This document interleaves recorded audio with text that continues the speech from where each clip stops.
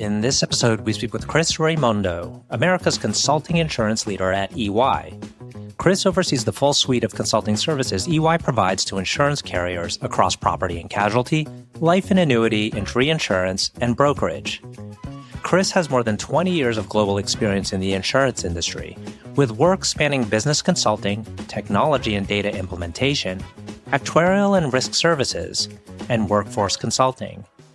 He has led large-scale transformation programs for major domestic and international insurers, including multi-year efforts to move core systems from legacy platforms to modern cloud technology. Chris was recognized by the Consulting Report as one of the top insurance consultants and leaders of both 2024 and 2025. I'm your host, RJ Lumba. We hope you enjoy the show.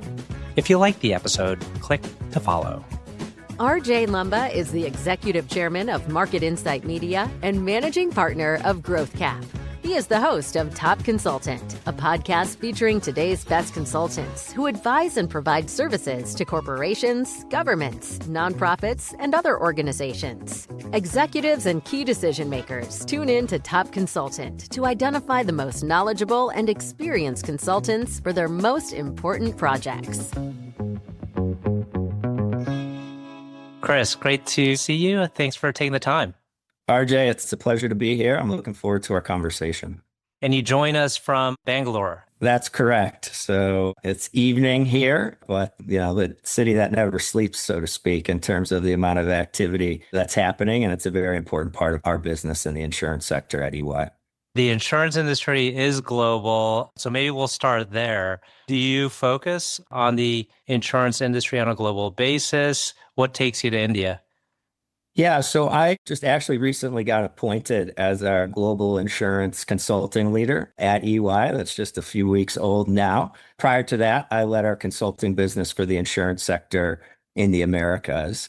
But we do a substantial amount of our work for our clients globally through our delivery centers that are in India. So we provide a full suite of services, everything ranging from actuarial services to technology implementation services out of our centers in India. So I'm usually here maybe 3-4 times a year, visiting our teams, visiting with clients. And, it's just a really important part of our business. And then thinking about more so the engagements that you'll undertake, can you give us a sense for what specifically you focus on with the insurance companies and maybe the types of insurance companies you work with? Yeah, absolutely. So just to kind of put some context around our consulting business at EY, we provide a range of services from business consulting to technology and data consulting and implementation, risk and actuarial services, cybersecurity services, and workforce consulting, really to all domains in the insurance industry globally. So that's property and casualty, life and annuity, reinsurance, and brokers as well. And it really spans the entire advisory, transform, and operate continuum in terms of our services. So we help companies on the front end design their strategies and target state, all the way to providing managed services for certain functions of the insurance company as well. So it's a very diverse portfolio, very diverse set of clients, certainly is a dynamic business to be a part of. And it's part of the reason I've stayed in it my whole career. Is there a particular kind of problem area that you're finding most prevalent now and common to many insurance companies that maybe you could shed light on and how you're able to address that? It's a great question. But if I look at, maybe I'll say the last 10 to 15 years, we've been on this journey to re-platform the insurance industry with new core technology. So policy administration systems, claim systems, et cetera. Like there's been a large time frame of just re-platforming that EY has been a major part of helping the insurance industry move from legacy technology to modern systems in the cloud. And I'm sure we'll talk a little bit about, looking forward, but I think the next 10 to 15 years is really going to be defined by leveraging those investments to power AI in their businesses moving forward. But there's been a need for a long time that, the industry's undertaken to really move to this modern core platform technology, in the cloud to really get themselves ready for future innovation and future technology innovation like AI. And where did you see AI first being used within your insurance clients? Well, AI has actually been in the insurance industry for probably 3 or 4 decades now. If you think about original sort of traditional machine learning techniques that have been in practice for many years, insurance companies used the traditional AI techniques for pricing, for customer segmentation, for risk selection, for fraud detection. And really, it's been the last 3 years since generative AI came online and really caught fire, where now insurers are looking at AI in a more holistic fashion. So how do we use AI to drive increased productivity and drive automation in our business?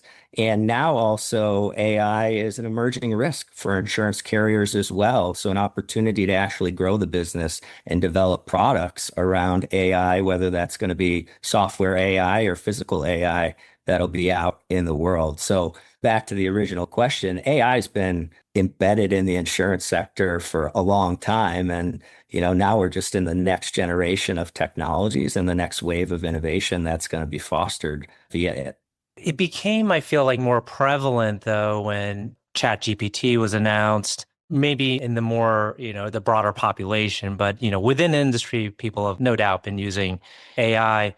And I'm curious if they've asked you, in some cases, some of your clients have said, here's an area of our business that we'd really like to figure out how to employ AI.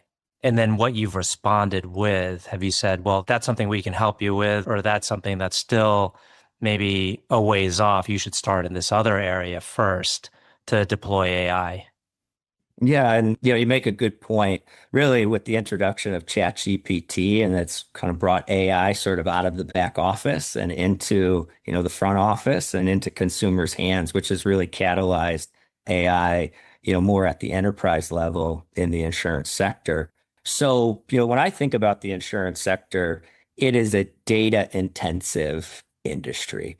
There's reams of unstructured data, structured data, and really that is the core asset that insurance companies utilize to run their business is their data. So there really isn't a place in the insurance enterprise where AI can't be applied to help insurers run their businesses more profitably, more effectively, or even for growth purposes. I think where we see a lot of market activity today is if you think about core functions of an insurance carrier, underwriting, claims management, actuarial, risk and compliance, like we're utilizing AI with our clients across all of those dimensions. And I think really where the implementation use cases come into play, they vary based on, in many cases, the risk and the error tolerance of the AI that'll be deployed. Certain functions in the insurance carrier,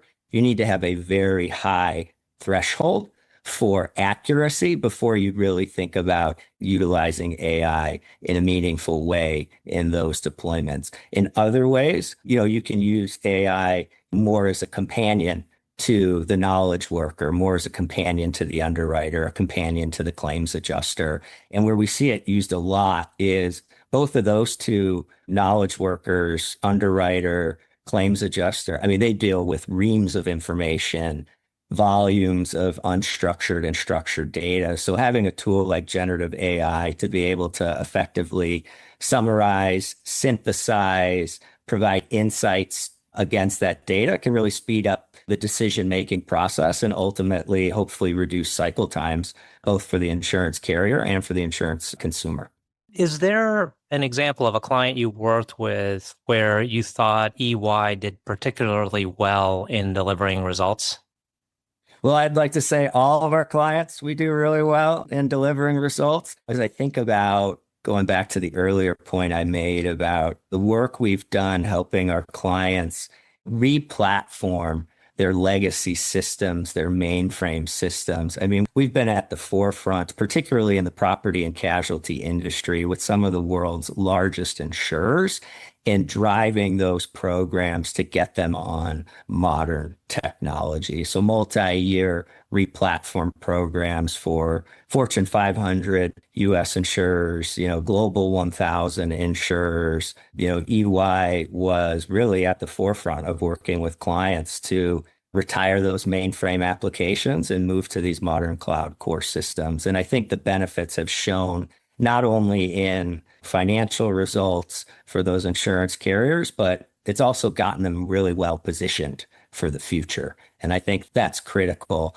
The pace of change at which financial services is being disrupted by fintechs, by insurtechs, what it's done is it's not only improved in many cases cost profile for running these technology estates, but it's also made them more nimble for change and more nimble to adopt new technologies as well. So, I think we've had a lot of success in the industry. We've been recognized by industry analysts like HFS as a market leader in, insurance services. So we take a lot of pride in really being an impact partner to our clients. Mm-hmm.